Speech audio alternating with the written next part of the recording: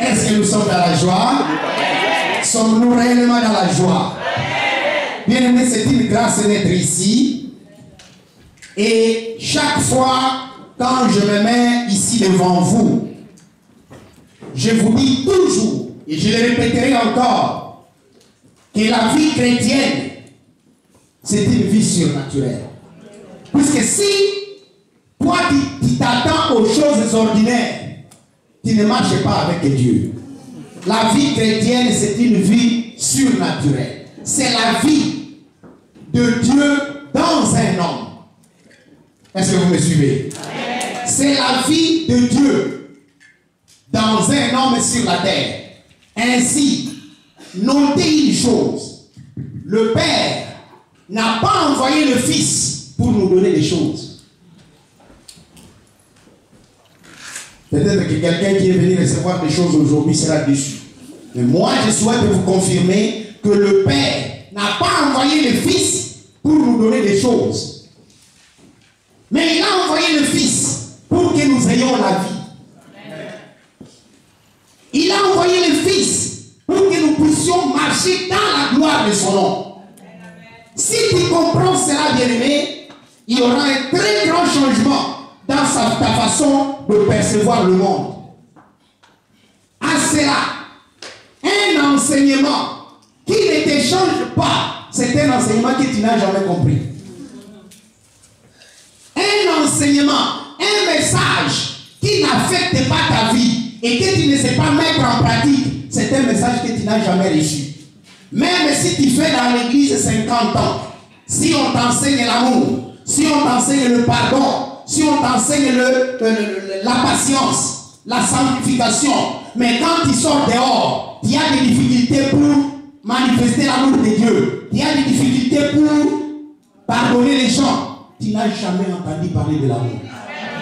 Pourquoi un étudiant médecin à qui on enseigne comment faire l'opération, on enseigne comment enlever l'hernie dans une salle d'opération, dans l'auditoire de classe, quand il se retrouve dans un hôpital et il est incapable d'opérer quelqu'un, il n'a jamais étudié. Alléluia. C'est pourquoi j'attire votre attention aujourd'hui, bien-aimés, sur la mise en pratique de la parole. Si vous ne pouvez pas pratiquer la parole de Dieu qu'on vous enseigne ici, qu'on vous enseigne partout, que vous écoutez partout, vous n'avez jamais écouté cela. C'est quelqu'un à qui on apprend comment Dieu nous a pardonné, comment Dieu nous a aimés, mais s'il n'est pas capable d'appliquer cela dans sa vie, ça ne sert à rien. Puisque tout enseignement qui n'a pas contribué au changement de votre vie, c'est un enseignement que vous n'avez jamais réussi dans votre vie. Que cela soit bien compris, bien-aimés. Nous allons prendre notre Bible dans le psaume 33. Dans le psaume 33, je vais lire pour que cela soit tout à fait clair. Et vous avez votre doigt, votre deuxième doigt dans l'épître aux Hébreux. Nous sommes d'abord dans le psaume 33. Et puis, vous avez un doigt dans l'Hébreu 11. Le psaume 33, le verset 6 nous dit, écoutez-moi. Les cieux ont été faits par la parole de l'Éternel, et toute leur armée par le souffle de sa bouche. Parole de l'Éternel. Deuxième passage, nous sommes dans Hébreu 11, le verset 3. La Bible nous dit, c'est par la foi que nous reconnaissons que l'univers a été formé par la parole de Dieu, en sorte que ce qu'on voit n'a pas été fait de choses visibles. Parole de l'Éternel. Bien-aimés, ici nous voyons dans ces deux passages que les cieux, le ciel que vous voyez, n'ont pas été formés par des briques, par du ciment ou pas un autre matériel. Le seul matériel que Dieu a utilisé pour faire le ciel, c'est sa parole. Alléluia. Et il nous dit, et toute l'armée du ciel. L'armée du ciel, c'est quoi? Le soleil, la lune, les étoiles, tous les astres. C'est ça l'armée du ciel. Toutes ces choses n'ont pas été faites d'autres choses, mais c'est la parole. Dans Hébreu, nous lisons, nous qui sommes sur la terre, ça c'est pour le ciel, mais nous qui sommes sur la terre, nous croyons que l'univers, tout ce qu'il y a, donc l'univers comprend le monde, les végétaux, tout ce qu'il y a, tout cela n'a été fait que par la parole. Tout cela n'a été fait que par la parole. Dieu n'a pas utilisé autre chose. Il n'a pas été chercher du ciment, il n'a pas été chercher la terre, il n'a pas été chercher de l'eau quelque part. Il a juste prononcé une parole. Que la terre soit et la terre fut. Si nous regardons encore dans Hébreu 11, et dans Hébreu 1, au verset 3, la Bible nous dit qu'il soutient toutes les choses par sa parole. Il soutient. Donc, après avoir créé le ciel, qu'est-ce qui soutient le ciel là où il est, pour qu'il ait le ciel là où ils sont, pour qu'il ne puisse pas tomber sur nous? C'est la parole. Vous voyez la terre? Est-ce que vous voyez les poteaux là en bas pour soutenir la terre? C'est sa parole qui soutient la terre. De sorte que vous ne puissiez pas vous enfoncer. Est-ce que vous me suivez? Donc, aujourd'hui, bien aimés, le thème de notre message, la parole de Dieu dans ma vie. Ce que nous venons de voir, cette parole qui a créé le ciel, cette parole qui a créé l'univers, cette parole qui soutient toutes les choses. Qu'est-ce que cette parole dans ma vie? Qu'est-ce qu'elle est dans ma vie? Quelle est sa place dans ma vie? Quelle est la place de cette parole dans ma vie? Est-ce qu'elle a une place dans ma propre vie? Quel rôle elle joue dans ma vie? Nous allons voir tout cela aujourd'hui. Et c'est très important ce que vous allez écouter aujourd'hui. Lisons encore dans Job, dans le livre de Job, au verset 33. Et là, je crois qu'on peut m'aider là derrière s'ils ont un micro. S'ils n'ont pas de micro, ce n'est pas grave. Je vais lire. Mais si vous avez un micro là derrière, je vous demande de lire Job 33. Ok. Job 33, à partir du verset 14, la Bible nous dit ceci. Dieu parle cependant, tantôt d'une manière, tantôt d'une autre. Et l'on n'y prend point garde. Il parle de songes, parle de visions nocturnes. Quand les hommes sont livrés à un profond sommeil, quand ils sont endormis sur leur couche, alors il donne des avertissements. Et il met les sceaux à ses instructions, afin de détourner l'homme du mal et de le préserver de l'orgueil, afin de garantir son âme de la force et sa vie du coup d'éclair. Par la douleur aussi, l'homme est repris sur sa couche.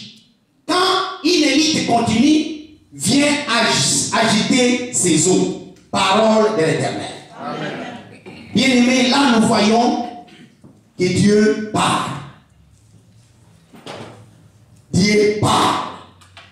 Tantôt d'une manière, tantôt d'une autre. Quand tu dors, Dieu peut te parler dans ton songe.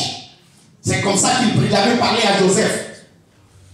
Joseph avait eu 2 songes qui ont transformé toute sa vie. Il a parlé à Joseph à travers le songe. Quand toi tu dors, Dieu parle à ton esprit. Il te parle.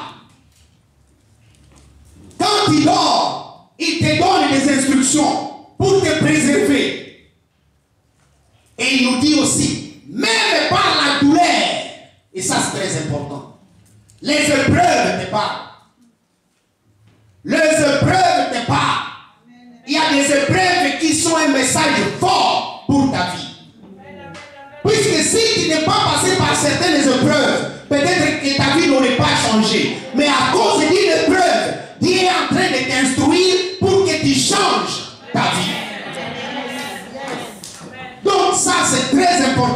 bien-aimés, de comprendre qu'il y a des choses qui nous arrivent comme un message venant de Dieu. Alors, qu'est-ce que la parole? C'est quoi la parole? Ça, c'est très important pour nous de pouvoir comprendre ce qu'est réellement la parole. Je vais donner certaines définitions de la parole.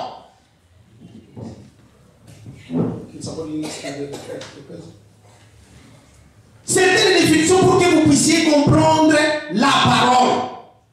La première chose que nous devons noter, c'est que réellement la parole pour nous, c'est ce que nous chantons chaque jour, c'est ce que nous disons chaque jour, que la parole, c'est la nourriture. La parole, c'est la nourriture. Dans Jean, chapitre 6, verset 51, la Bible est en train de nous dire que Jésus lui-même, il parle de lui comme le pain vivant, comme le pain de vie.